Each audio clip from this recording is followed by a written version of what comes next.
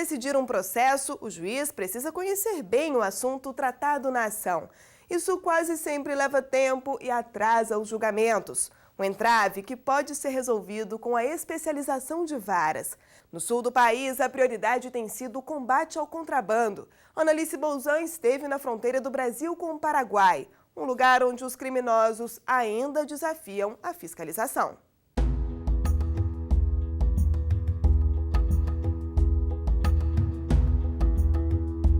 Além das belezas naturais, Foz do Iguaçu, no oeste paranaense, tem outro grande atrativo.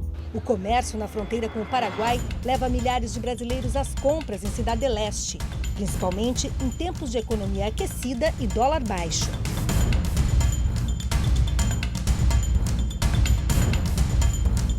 Por lei é permitido comprar no Paraguai até $300 em mercadorias sem pagar imposto no Brasil. Mas a realidade é outra. Um exemplo é que até a construção da aduana em 2006 não havia registro de quem cruzava a fronteira. O caminho estava aberto para a atuação dos chamados laranjas. Tinha pessoas que atravessavam até 10, 15 vezes por dia mercadorias pela Ponte da Amizade. Essas pessoas recebiam um valor para fazer essa travessia. A partir do momento que nós construímos uma estrutura, uma nova aduana na Ponte da Amizade, passamos a ter um controle. Elas eram abordadas, eram fiscalizadas, se verificava que elas já tinham atravessado com mercadoria e era feito a cobrança do imposto sobre essas mercadorias. Outra face conhecida do contrabando era o chamado comércio de muamba. Até 2005, comboios de ônibus traziam sacoleiros de todo o país para comprar no Paraguai. Esses ônibus eram normalmente em número de 400, 450, saíam simultaneamente em fila pela BR-277 e grande parte desses ônibus eles não tinham nem os bancos, tinham só uns bancos na frente, iam 3 ou 4 pessoas nos ônibus, enquanto que todo o restante do ônibus era utilizado basicamente quase como uma carreta, como um container para transporte de mercadorias. Por causa do volume, ficava ainda mais difícil fiscalizar. Mas atuando em conjunto, órgãos do governo acabaram desmontando os comboios. E a lei também mudou para garantir uma estratégia mais eficiente de combate ao crime. Uma das medidas está em vigor há 8 anos. Permite que os fiscais lacrem um veículo para só depois analisar o que tem dentro. O que tem destinação comercial ou está acima da cota, a gente está fazendo a retenção. A gente lacra aqui e o contribuinte tem 48 horas para ir na delegacia da Receita para acompanhar a deslacração. Cara, isso aqui tem muamba. Acompanhamos as tablites na BR-277. Isso aqui é o quê, senhora? Cheio de casaco aí? Fecha a identidade, senhora. Este ônibus foi apreendido e levado até a Receita. O ônibus está lotado. E os passageiros, como é que ficam? Aí agora são instruções após a nossa lacração, cabe ao guia, ao fretante, no caso, destiná-los até o destino deles. Enquanto os ônibus são parados no posto da Polícia Rodoviária, chega uma informação. Um carro fugiu da barreira e capotou na estrada. Videogames. Isso é parte da mercadoria que restou depois do acidente. Criminosos fugiram para o meio do mato? Vocês viram para onde eles foram? Não, não vimos.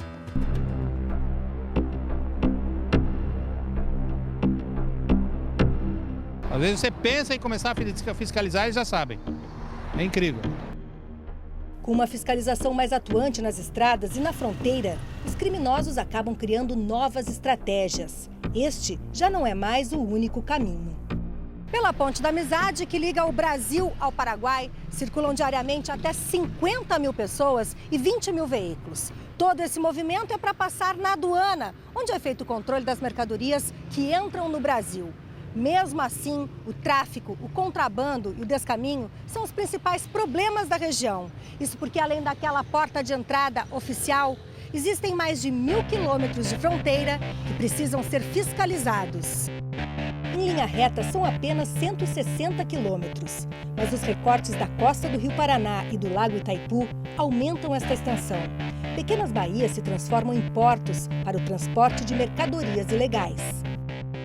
Nós temos uma equipe, que é a Delegacia de Polícia Marítima Nossa, que faz o contingenciamento desse tipo de ilícito, tanto no Lago de Itaipu quanto no Rio Paraná.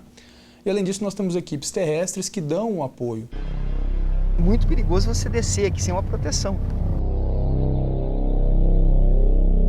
As mercadorias são atravessadas de barco do lado do Paraguai até aqui, onde daqui são carregadas nos carros e levados até depósitos ou até mesmo já diretamente para o destino. À noite, a região ao lado da Ponte da Amizade, conhecida não por acaso como Vietnã, vira um verdadeiro entreposto comercial clandestino. Os barcos chegam a todo momento. A mercadoria fica em depósitos como este, onde acompanhamos um flagrante. Daqui, segue para ser distribuída.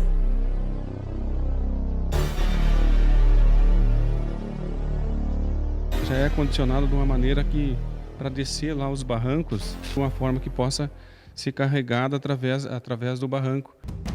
A logística do crime conta ainda com jovens e menores pagos para entregar os produtos. Impressionante o número de pessoas que ficam na rua, né? Aguardando. E, essa hora, eles parados aqui, não tem um porquê a não ser estar envolvido com a muamba, né? Durante a madrugada, centenas aguardam um momento para recolher o que está nas barrancas ou nos depósitos e fazer a distribuição. Cada porto desses aí tem aí 50, 60 pessoas até, que são pessoas necessárias para pegar os volumes e carregar nos carros. A polícia patrulha, mas eles desafiam a fiscalização.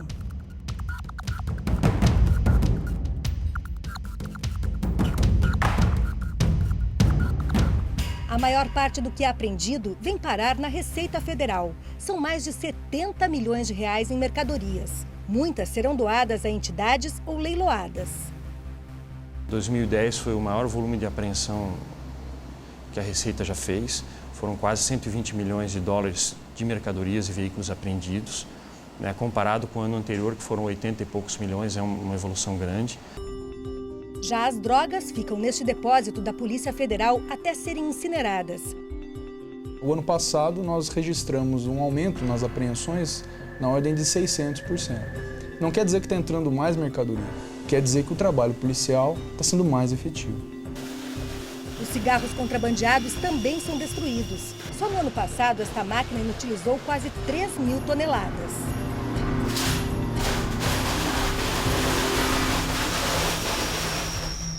O volume de veículos apreendidos também impressiona. São quase 8.000 carros numa área que ultrapassa o tamanho de 3 campos de futebol.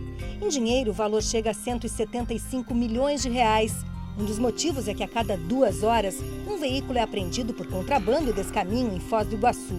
E 60% das mercadorias são encontradas dentro de veículos. Este é um exemplo de como os carros são adaptados para a prática do contrabando e descaminho aqui na região de Foz do Iguaçu. Internamente, os bancos são arrancados para caber mais mercadorias. Olha só, aqui é uma mercadoria de cigarro, o carro está totalmente lotado, só resta mesmo o banco do motorista. Esses carros são financiados em todos os lugares do Brasil, não são pagos e são trazidos para cá para efetuar o descaminho e contrabando. E, além disso, a gente tem um número elevado de apreensões que os veículos são clones, né? Ou seja, o veículo é furtado em outra cidade e colocado uma placa de um carro que está em situação normal. Após a apreensão, os lacres são abertos e as mercadorias contadas. Todas têm o valor estimado, incluído no auto de infração, que vira processo administrativo e depois, na maioria dos casos, se transforma em um processo crime. É por isso que Foz do Iguaçu está entre as cidades do país com o maior número de varas federais criminais. Este ano foi criada a terceira, especializada em analisar ações praticadas por organizações criminosas. A ideia do contrabandista, o antigo sacoleiro, ela hoje em dia não se sustenta mais. Os grandes contrabandistas funcionam com uma estrutura esquematizada e profissional. A divisão do trabalho garante um julgamento mais rápido. No mínimo, um terço mais rápido do que antes da instalação da vara. Tem dado certo. A constatação é que, aos poucos, Foz do Iguaçu vem ganhando cara nova. A lógica é investir no controle para afastar de vez o fantasma da impunidade. Mas a presença da Justiça Federal nessas localidades, na fronteira, ela sempre inibe o infrator, porque sabe que se ele realmente for pego, tiver um processo, a Justiça Federal, estando lá presente, processará com maior agilidade aquele ilícito.